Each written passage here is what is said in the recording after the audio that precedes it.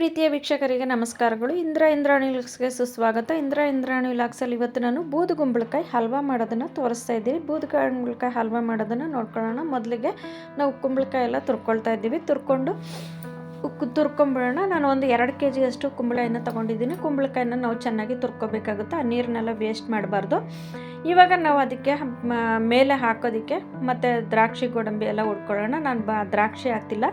ಬಾದಾಮಿ ಒಂದು 20 ಕಾಯಿ ಹಾಕಿ 20 ಕಾಳು ಹಾಕಿದ್ದೀನಿ.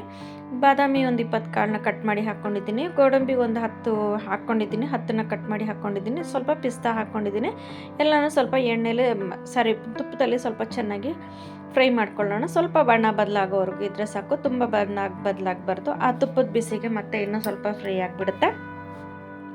ಇವಾಗ ಎತ್ತಿ ಪಕ್ಕಕ್ಕೆ ಇಟ್ಕೊಳ್ಳೋಣ. ಪಕ್ಕಕ್ಕೆ ಇಟ್ಕೊಂಡು ನಾನು ಬಾಣಲಿ ತೊಗೊಂಡಿದ್ದೀನಿ. ಬಾಣಲಿಲಿ ನೋಡಿ ನನಗೆ ಇವಾಗ ನಾನು ಚಿಕ್ಕ ಕಪ್ಪಲ್ಲಿ 4 ಕಪ್ಪು ಬೂದುಗುಂಬಳಕಾಯಿ ಆಗಿದೆ. ಬೂದುಗುಂಬಳಕಾಯಿ ತುರಿದಿರೋದನ್ನು ನಾನು ಇದಕ್ಕೆ ಸೇರಿಸ್ಕೊಂಡು ನಾವು ನೀರು ಹಿಂಗೋ ತನಕ ನಾವು ಚೆನ್ನಾಗಿ ಬೇಯಿಸ್ಕೋಬೇಕಾಗುತ್ತೆ. ನಾವು ಹೈ ಫ್ಲೇಮಲ್ಲಿ ಒಂದು 5 ನಿಮಿಷ ಇಟ್ಕೊಂಡು ಬೇಯಿಸ್ಕೊಳ್ಳೋಣ. ಸ್ವಲ್ಪ ನೀರು ಕಮ್ಮಿ ಆಗೋ ತನಕ. ಇದರಲ್ಲಿರೋ ನೀರನ್ನು ತೆಗ್ದಿಲ್ಲ. ನಾನು ಮುಚ್ಚಳ ಮುಚ್ಚಿಬಿಟ್ಟು ಒಂದು 5 ನಿಮಿಷ ಬೇಯಿಸ್ಕೊಳ್ತಾ ಇದ್ದೀನಿ. 5 ನಿಮಿಷ ಬೇಯಿಸ್ಕೊಂಡಿದ್ದಾದಮೇಲೆ ನೋಡಿ ಇವಾಗ ಮುಚ್ಚಳ ಓಪನ್ ಮಾಡಿ ನೋಡೋಣ. ಮುಚ್ಚಳ ತೆಗೆದು ನೋಡಿ ಇವಾಗ ಮತ್ತೆ ಮುಚ್ಚಳ ಓಪನ್ ಮಾಡಿ ತಿರುಗಿಸ್ಕೊಳ್ತಾ ಇರಬೇಕಾಗುತ್ತೆ. ಅಡಿ ಹಿಡಿದ್ಬಿಡುತ್ತೆ. ಇವಾಗ ನಾವು ಸ್ಟವ್ನ ಮೀಡಿಯಮ್ ಉರಿಯಲ್ಲಿ ಇಟ್ಕೊಂಡ್ಬಿಡೋಣ. ಮೀಡಿಯಮ್ ಉರಿನಲ್ಲಿ ಇಟ್ಕೊಂಡು ಚೆನ್ನಾಗಿ ತಿರುಗಿಸ್ತಾ ಬರಬೇಕಾಗುತ್ತೆ. ಅದರಲ್ಲಿರೋ ನೀರೆಲ್ಲ ಸ್ವಲ್ಪ ಕಡಿಮೆ ಆಗೋ ತನಕ ನಾವು ಮತ್ತೆ ಮುಚ್ಚಳ ಮುಚ್ಚಿಟ್ಟು ಒಂದು 10 ನಿಮಿಷ ನಾವು ಬೇಯಿಸ್ಕೊಳ್ಳೋಣ. ಇದು ಸುಮಾರು ನಮಗೆ 1 ಗಂಟೆ ಟೈಮ್ ಆಗುತ್ತೆ. ನಮ್ಮೆಲ್ಲ ತಿರುಗಿಸಿ ಅದರಲ್ಲಿ ನೀರೆಲ್ಲ ಹಿಂಗಿ ಹಲ್ವಾ ಆಗೋಷ್ಟೊತ್ತಿಗೆ ನಮಗೆ 1 ಗಂಟೆ ಟೈಮ್ ಹಿಡಿಸುತ್ತೆ. ನೋಡಿ ಇವಾಗ ಸ್ವಲ್ಪ ಎಲ್ಲ ಕಡಿಮೆ ಆಗಿದೆ. ನೀರೆಲ್ಲ ಸ್ವಲ್ಪ ಕಡಿಮೆ ಆಗ್ತಾ ಬರ್ತಿದೆ. ಇವಾಗ ಚೆನ್ನಾಗಿ ತಿರುಗಿಸ್ಕೊಳ್ತಾ ಇರಬೇಕು. ಕೈ ಬಿಡದೆ ನಾವು ತಿರುಗಿಸ್ಕೊಳ್ತಾ ಇರಬೇಕಾಗುತ್ತೆ. ಇವಾಗ ಇದಕ್ಕೆ ನಾನು ಒಂದು ಚಿಟಿಕೆ ಅಷ್ಟು ಫುಡ್ ಕಲರ್ನ ಹಾಕಿದ್ದೀನಿ. ನಿಮಗೆ ಬೇಕಾದ್ರೆ ಹಳದಿ ಕಲರ್ ಅರಿಶಿನ ಕೂಡ ಹಾಕ್ಕೋಬೋದು. ಇಲ್ಲಾಂತಂದರೆ ನೀವು ಸ್ಕಿಪ್ ಮಾಡಿಕೊಂಡ್ರು ತುಂಬ ಚೆನ್ನಾಗಿರುತ್ತೆ. ಹಾಗೆ ಮಾಡಿದ್ರು ತುಂಬ ಚೆನ್ನಾಗಿರುತ್ತೆ. ನಾನು ಸ್ವಲ್ಪ ಕಲರ್ ಇರಲಿ ಅಂದ್ಬಿಟ್ಟು ಹಾಕಿದ್ದೀನಿ. ಹಾಗಾಗಿ ನೋಡಿ ಇವಾಗ ಚೆನ್ನಾಗಿ ನೀರೆಲ್ಲ ಕುಂಬಳಕಾಯಲ್ಲಿರೋ ನೀರೆಲ್ಲ ಚೆನ್ನಾಗಿ ಹೀರ್ಕೊಂಡಿದೆ ನೋಡಿ. ಚೆನ್ನಾಗಿ ಇದಾಗಿದೆ. ಇವಾಗ ತೋರಿಸ್ತೀನಿ ನೋಡಿ ಕುಂಬಳಕಾಯಿ ನೀರೆಲ್ಲ ಹೀರ್ಕೊಂಡಿರೋದನ್ನು. ಮತ್ತು ನೋಡಿ ಇವಾಗ ಎಲ್ಲ ಹೀರ್ಕೊಂಡಿದೆ. ಇವಾಗ ನಾವು ಒಂದು ಮುಚ್ಚಳ ಮುಚ್ಚಿಬಿಟ್ಟು ಒಂದು 5 ನಿಮಿಷ ನಾವು ಬೇಯಿಸ್ಕೊಳ್ಳೋಣ. ಬೇಯಿಸ್ಕೊಂಡಿದ್ದಾದಮೇಲೆ ನೋಡಿ ಇವಾಗ ನೀರೆಲ್ಲ ಫುಲ್ ಹೀರ್ಕೊಂಡಿದೆ. ನಮಗೆ ಸ್ವಲ್ಪ ನೀರಿಲ್ಲ. ಹಾಗಾದಮೇಲೆ ನಾವು 1 ಕಪ್ಪು ಸಕ್ಕರೆ ಹಾಕ್ಕೊಳ್ಳೋಣ. 4 ಕಪ್ಪು ಕುಂಬಳಕಾಯಿಗೆ ನಾನು 1/4 ಕಪ್ಪು ಸಕ್ಕರೆ ಹಾಕಿದ್ದೀನಿ. 1/4 ಕಪ್ಪು ಸಕ್ಕರೆ ಹಾಕ್ಕೊಂಡಿದ್ದೀನಿ. 1/4 ಕಪ್ಪು ಸಕ್ಕರೆ ಹಾಕ್ಕೊಂಡು ನಾವು ಚೆನ್ನಾಗಿ ತಿರುಗಿಸ್ಕೋಬೇಕಾಗುತ್ತೆ. ಇದು ಚೆನ್ನಾಗಿ ನೀರು ಬಿಟ್ಕೊಂಡ್ಬಿಡುತ್ತೆ. ಚೆನ್ನಾಗಿ ತಿರುಗಿಸ್ಕೋಬೇಕಾಗುತ್ತೆ. ತಿರುಗಿಸ್ಕೊಂಡು ನಾವು ಒಂದು ಅರ್ಧ ಟೀ ಸ್ಪೂನಷ್ಟು ನಾನು ಏಲಕ್ಕಿ ಪುಡಿನ ಕೂಡ ಹಾಕ್ಕೊಂಡಿದ್ದೀನಿ. ಏಲಕ್ಕಿ ಪುಡಿನ ಕೂಡ ಹಾಕ್ಕೊಂಡು ಸ್ವಲ್ಪ ಚೆನ್ನಾಗಿ ಫ್ರೈ ಮಾಡ್ಕೋಬೇಕಾಗುತ್ತೆ. ನಾವು ಚೆನ್ನಾಗಿ ತಿರುಗಿಸ್ಕೋಬೇಕಾಗುತ್ತೆ. ನೀರೆಲ್ಲ ಮತ್ತು ಇದರಲ್ಲಿ ಸಕ್ಕರೆ ಅಂಶ ಎಲ್ಲ ಚೆನ್ನಾಗಿ ಹಿಡಿಬೇಕಲ್ವ. ನೋಡಿ ಏಲಕ್ಕಿ ಹಾಕ್ಕೊಂಡಿದ್ದೀನಿ. ಒಂದು 6 ಏಲಕ್ಕಿನ ಕುಟ್ಟಿ ಹಾಕ್ಕೊಂಡಿದ್ದೀನಿ. ಒಂದು ಅರ್ಧ ಸ್ಪೂನ್ ಹಾಕ್ಕೊಂಡಿದ್ದೀನಿ. ಅರ್ಧ ಟೀ ಸ್ಪೂನಷ್ಟು ಏಲಕ್ಕಿ ಪುಡಿನ ಹಾಕ್ಕೊಂಡಿದ್ದೀನಿ. ಏಲಕ್ಕಿ ಪುಡಿ ಹಾಕ್ಕೊಂಡಿದ್ದಾದಮೇಲೆ ಇವಾಗ ಸ್ವಲ್ಪ ಮುಚ್ಚಳ ಮುಚ್ಚಿಬಿಟ್ಟು ಇನ್ನೊಂದು 10 ನಿಮಿಷ ನಾವು ಬೇಯಕ್ಕೆ ಬಿಡೋಣ. ನಾವು ಮುಚ್ಚಳ ಮುಚ್ಚಿ ಮತ್ತೆ ಓಪನ್ ಮಾಡಿ ತಿರುಗಿಸ್ತಾನೆ ಇರಬೇಕು. ಅದಕ್ಕೋಸ್ಕರನೇ ನಾನು ನಿಮಗೆ ಗೊತ್ತಾಗಲಿ ಅಂದ್ಬಿಟ್ಟು ನಾನು ಇಷ್ಟು ಸಾರಿ ತೆಗೆದು ತೋರಿಸ್ತಾ ಇದ್ದೀನಿ. ನಾವು ತಿರುಗಿಸ್ಕೊಳ್ತಾನೆ ಇರಬೇಕಾಗುತ್ತೆ. ಅವಾಗವಾಗ ನಾವು ತಿರುಗಿಸ್ಕೊಳ್ಳಿಲ್ಲ ಅಂದರೆ ಅಡಿ ಹಿಡಿದ್ಬಿಡುತ್ತೆ. ಮತ್ತು ಅಡಿ ಹಿಡಿದ್ಬಿಟ್ರೆ ನಮಗೆ ಸ್ಮೆಲ್ಲು ಬೇರೆ ಥರ ಬಂದುಬಿಡುತ್ತೆ. ಟೇಸ್ಟು ಬೇರೆ ಚೇಂಜ್ ಆಗಿಬಿಡುತ್ತೆ. ಹಾಗಾಗಿ ನಾವು ಸೀದೋಗ್ದಿರ ನೋಡ್ಕೋಬೇಕಾಗುತ್ತೆ.